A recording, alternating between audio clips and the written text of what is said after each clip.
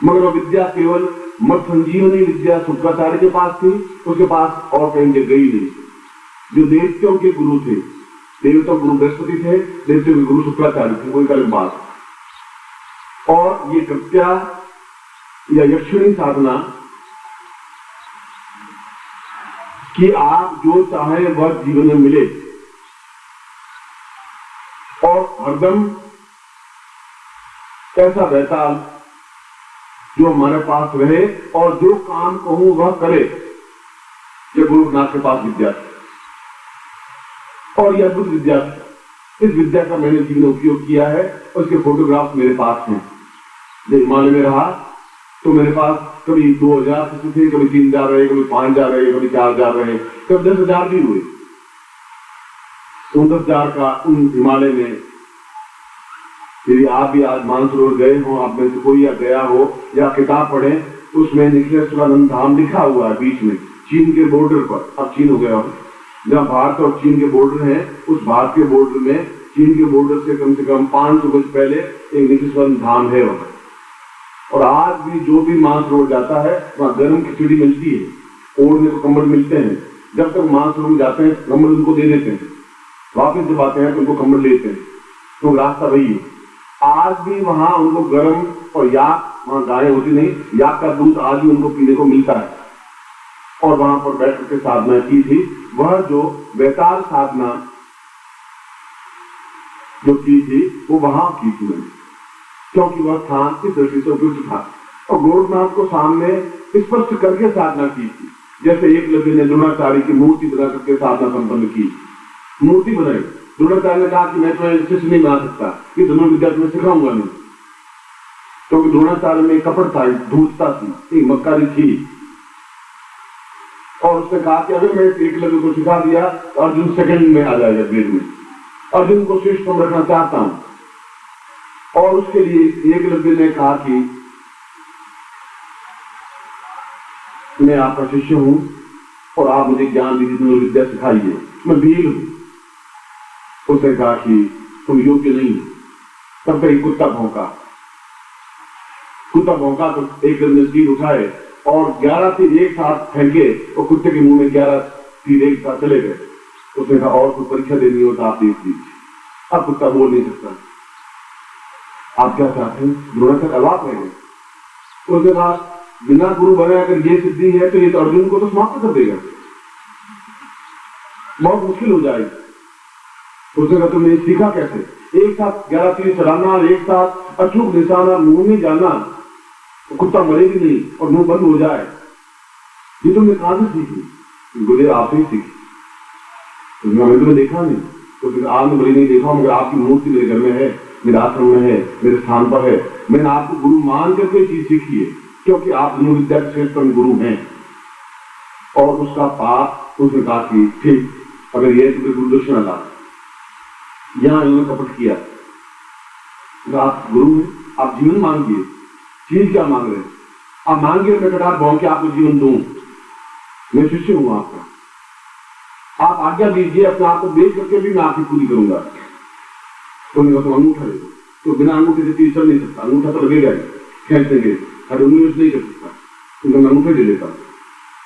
तो बस उठाया, धड़ाम खींचा, ये और आज ये वीर अंगूठे से तीर नहीं चलाते हैं, उंगलियों से तीर चलाते हैं।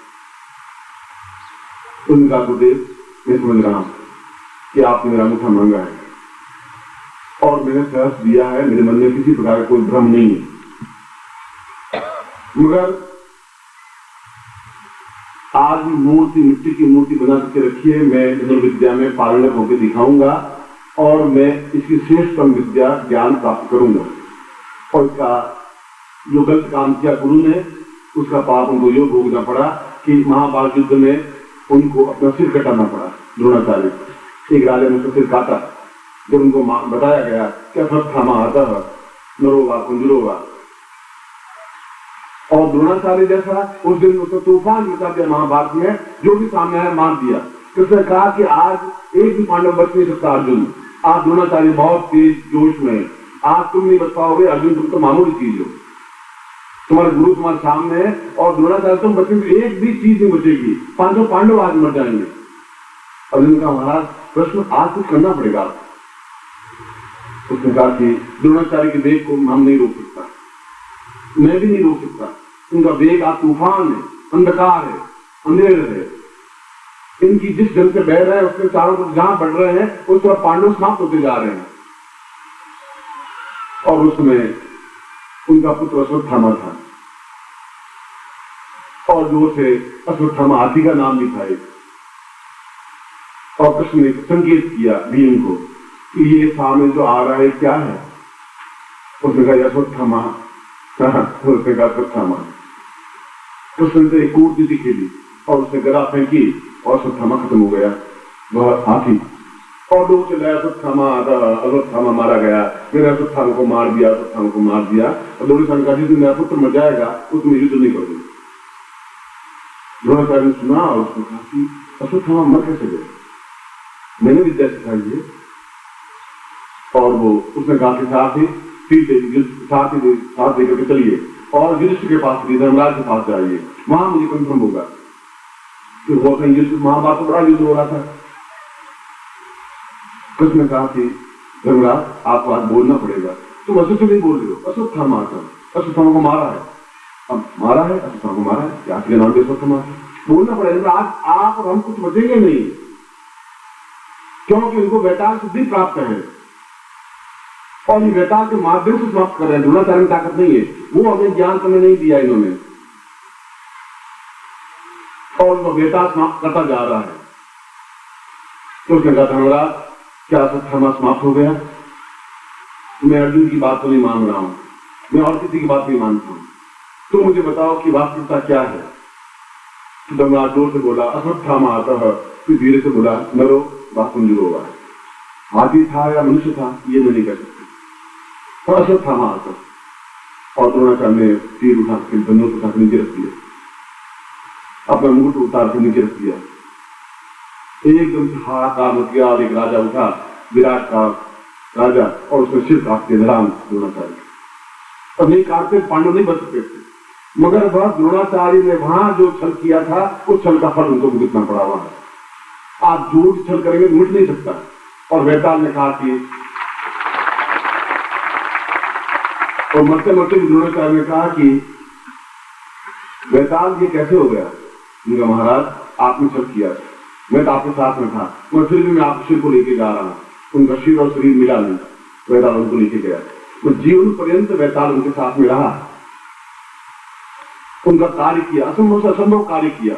और वह वैताल शिक्षा दीक्षा उन पांडवों को या कौरवों को नहीं दी द्रोणाचार्य ने, एक चीज अपने साथ छुपा करके रखी। और वो महाभारत के लाखों पांडवों को समाप्त एक दिन में, और एक दिन नहीं आधे दिन में समाप्त कर देना और वैताल का काम था, द्रोणाचार्य का काम नहीं था वो। क्योंकि वैताल के माध्यम से असंभव को संभव किया जा सकता है, जो असंभव हो। यह जो वैद्यनाथ का मंदिर है बिहार में, ये वैद्यनाथ का मंदिर एक योगी ने वैताल के सहारे से लाके स्थापन किया है। अगर रावण ने यहाँ स्थापन किया वैद्यनाथ को, तो उनको वैताल सिद्धि रावण को ज्ञात थी, रावण के बाद ही वैताल सिद्धि समाप्त हो गई। वह तंत्राचार्य था। ये एक लंबी कहानी है कि कैलाश पर्वत से उठा के लाना और फिर वहां रख देना, ये मजबूरी थी रावण की। ये सिर्फ की एक चतुरता थी। और वो वैद्यनाथ कहलाया क्योंकि वहां जड़ी बूटियां बहुत ज्यादा थी।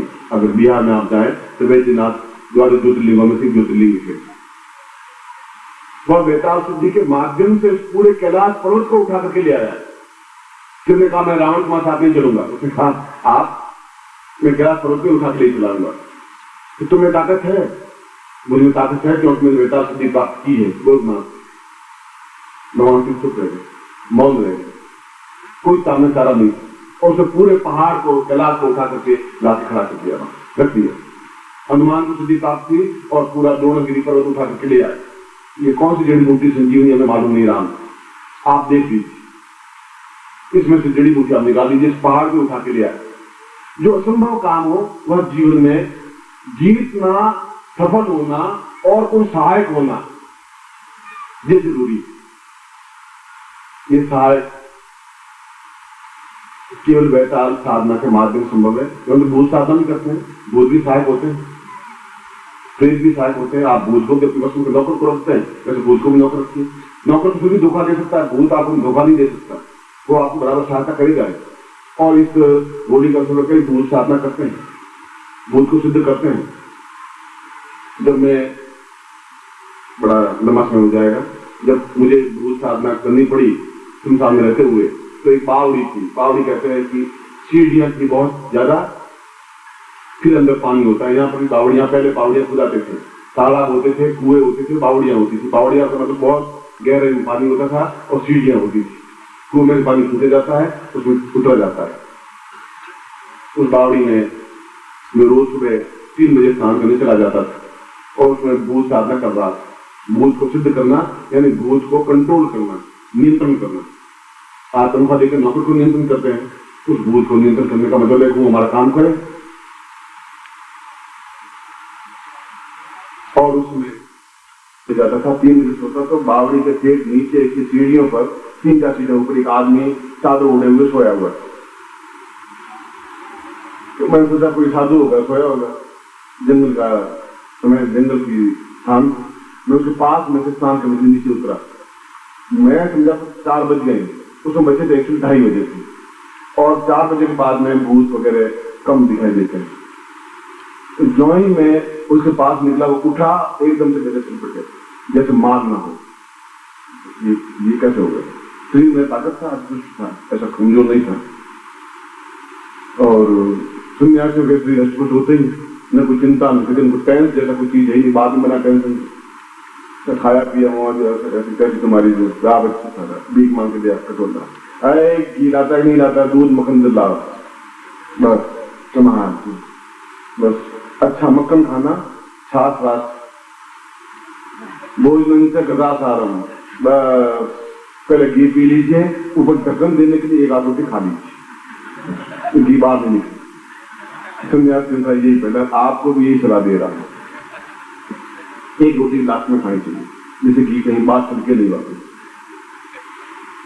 और कहां से आएगा तो मैं वाइफ जाने, ये आपको चिंता करनी होती है, मगर मैं वैसा साल करवा रहा हूँ चिंता से। तो भूत एकदम से लिपटा तो युद्ध हुआ, और वह सीढ़ियों पर, मैं भी नंगे बनी था, एक छाला लपेटा हुआ, तो 3 बार मुझे सीढ़ियों पर पटकता, 1 बार मैं भी उसको पटकता, और 3 बार पटकते सारी हड्डियां एकदम से मरा ताकत से पटकता, और सीढ़ियां आधे घंटे तक युद्ध इस प्रकार लड़ाई झगड़ा होता रहा, क्योंकि मैं उसको कंट्रोल करना चाहता, उसकी चोटी हाथ में आ जाए, और अपनी चोटी को बचाने के लिए मुझे गिरा था।